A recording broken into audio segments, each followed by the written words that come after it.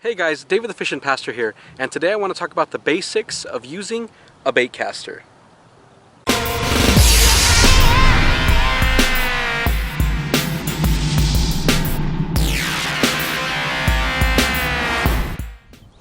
Okay, so maybe you're thinking about getting a baitcaster, or you just got a baitcaster. Hopefully the information in this video will just help you get started. I know there's a lot of videos out there that you can watch, and that's what I did when I first got mine. Went on YouTube, looked around, found some videos on what to do. So again, my goal here is to just kind of get you started, help you get started with this here. The first year that I fished, it was all spinning gear. I was really very used to it. You know, you have your bail, you have your drag, and you're pretty much good to go. And then one year I got a baitcaster as a gift, and honestly, I love baitcasters. Most of my setups are baitcasters. I do still have spinning gear for finesse stuff, but definitely it is a huge benefit to have a baitcaster. So let me go over some of the components on here, and then I will kind of explain each one. You have a few things. You do have, like on a spinning reel, you have your drag here. This is your star drag.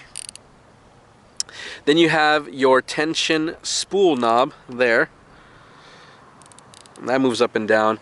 You have your release button. Inside you have your spool with line. This is a release so that you can open it up. And then on this side you have your brakes, and depending on which company's baitcaster you have, it may look a little bit different. This is an Abu Garcia, but pretty much a lot of it is the same. So you have your brakes here. Sometimes they'll be numbered, sometimes they won't.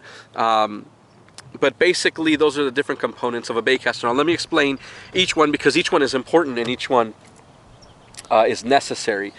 Okay, so now that we've talked about the components, the first thing you want to do is when you tie on your lure to your rod and reel is deal with the tension spool knob that we talked about. Now, what you want to do initially is pretty much turn it all the way up until it's all the way tight. You're going to go clockwise.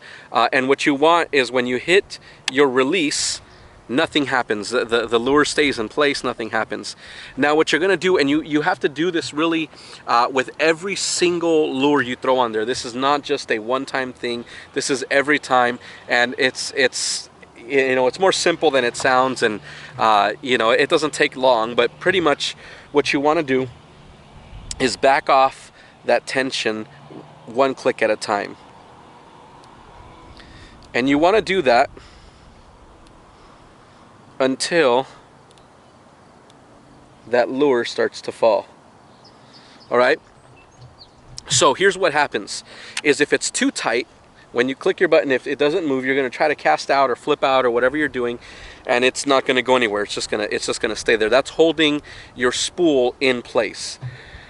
If it's too loose, what happens is when it hits the water or it hits the ground, that spool inside your reel is going to keep spinning, and that's what causes a bird's nest. Everything, the lure stops, but the spool keeps spinning. So you have to calibrate it just right so that the moment it hits the ground or the water, it stops spinning right away. And that's exactly what you're going to do for each and every lure that you throw on there. Every time you change a lure out, you got to do that, and that's going to prevent a bird's nest. Now, the next thing you want to do is if you are just starting out, which I assume you are if you're watching this video, your brakes are a big thing as well. Now, in the onset, this is going to keep you, the tension spool is going to keep you from getting a bird's nest. The brakes will keep you from getting a bird's nest at the end of your cast. This is at the beginning, the brakes are at the end of your cast. Now, if I have my brakes too loose, again, what's going to happen is it's going to get out there, it's going to hit the water, and it's going to keep spinning. Not what you want. So what I would recommend when you're first starting out, at least this is what I did, and this is what I've heard from other people, is turn your brakes up pretty high. If you don't turn them up all the way, then at least turn them up pretty high on there. And you'll see I have them, this one, I think right now, there it goes, it's at its max right now. I don't keep it at max anymore. I did for a long time until I really got used to casting with a baitcaster. I kind of found what worked for me. And now, depending on what I'm using, is how I set my brakes. Now, on this one, I pretty much have my brakes pretty high anyways. 10, I believe there's 10 of them on here. I don't keep it at 10, but maybe 8, 7, depending. On this setup specifically, this is my my jig and Texas rig setup, so I'm generally making some pretty short casts. Every once in a while I'll cast one out there, but I can still do that even with my brakes on pretty high. I'm not trying to make super long casts with this setup, so they're going to be up pretty high. Again, just to start off with, whether you're trying to make long casts or not, I would highly recommend turning up your brakes until you really get used to it, and then you can kind of mess with them as well. And you'll see that you'll have to change your brakes according to conditions, to wind, if you're throwing into the wind, if you're throwing with the wind, stuff like that. So you have your tension spool that we talked about, that's at the beginning. You have your brakes, that's at the end of your cast, and those two things are going to help you to not get a bird's nest and line everywhere and a headache and frustration, and then you won't even want to use a baitcaster anymore. Now, I will say this, bird's nests I think are inevitable. Every once in a while it happens. It's happened to me. It still happens to me every once in a while. You know, something happens, or I don't know. It's inevitable every once in a while. But that's fishing. There's always something that's going to happen. So those two things are key. Calibrate your tension spool.